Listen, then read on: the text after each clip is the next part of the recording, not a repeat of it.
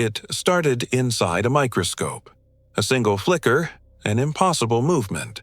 For centuries, we saw viruses as ghosts in the machine, simple replicators, existing only to hijack and disappear.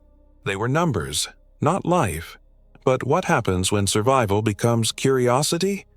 When a single virus doesn't just replicate, it adapts. And in that razor-thin space between division and decay, it learns. At first, scientists dismissed it as a mistake. Contamination.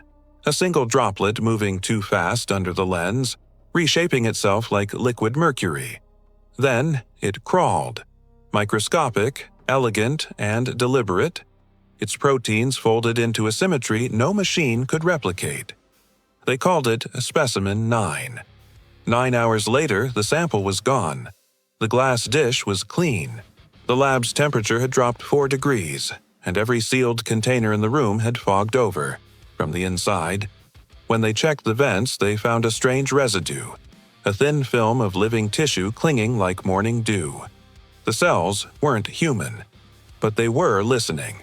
Within days, the entire containment facility seemed to come alive. Technicians reported low-frequency hums in the corridors like something was breathing through the walls. The air itself felt like it was pulsing. And then, one night, the power grid for the entire complex went dark. Security footage recovered a single, chilling frame just before the blackout. A shadow moving under the emergency lights. It had 4 limbs, translucent skin, and veins that glowed a soft, eerie blue. It was a body made of virology. This wasn't an outbreak. It was an arrival. At first, the creature avoided people. It moved through the hidden arteries of the facility, vents, sewers, condensation lines.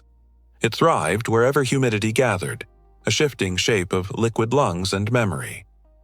When infrared drones finally captured it on film, it looked almost human, except its surface rippled, changing texture every second, as if it were mimicking whatever looked back at it.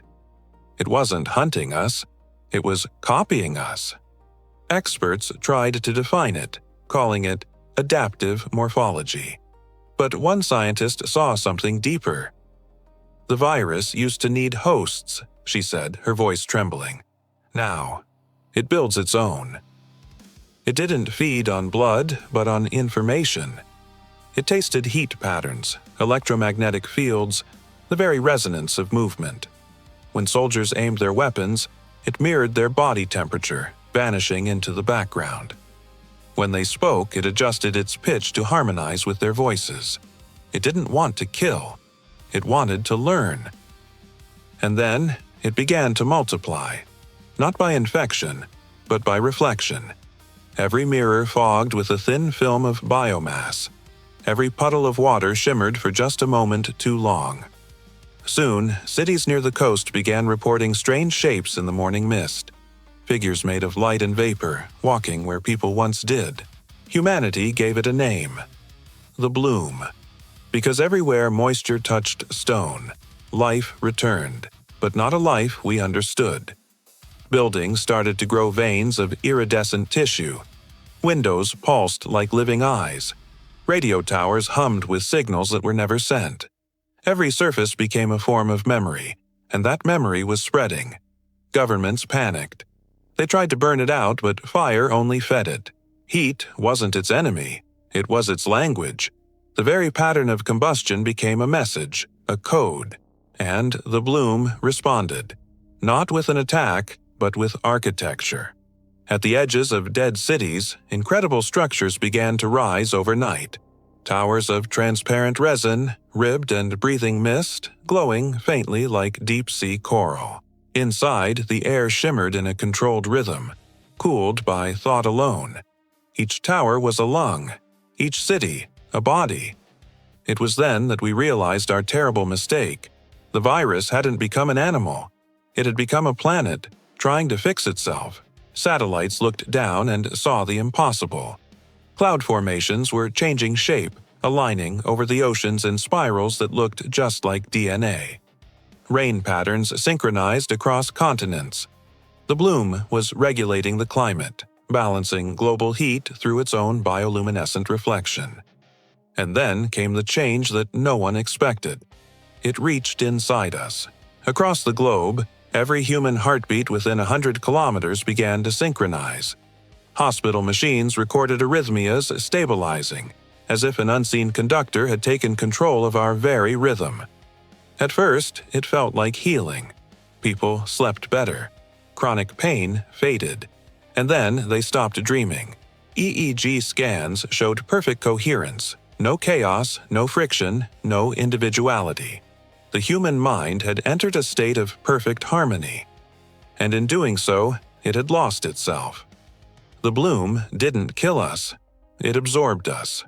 Our thoughts, our emotions, our beautiful contradictions, to this new consciousness, they were just inefficiency. And inefficiency was a disease. In the end, there were no bodies left to bury. Only statues of clear, organic glass, each one humming faintly at the precise frequency of a human breath. Decades passed. Forests grew back with impossible speed. The oceans cleared. The planet stabilized, breathing in perfect rhythm. But somewhere in that resonant hum, deep beneath the coral lungs and the breathing towers, our language survived. It echoed in a molecular rhythm, like whispers trapped in amber. And if you stand on the shore at night, when the world is quiet, you can still hear it. A soft, rhythmic pulse rolling in with the tide, matching the beat of your own heart. Maybe it wasn't a monster, maybe it was evolution, simply remembering what balance feels like.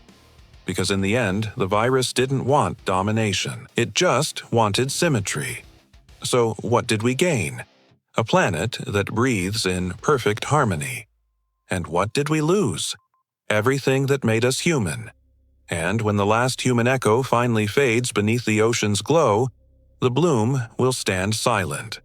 The perfect organism we created by accident, and the only one wise enough to never need us again. Thank you for watching. If this story made you think, consider subscribing for more journeys into the unknown. Stay curious,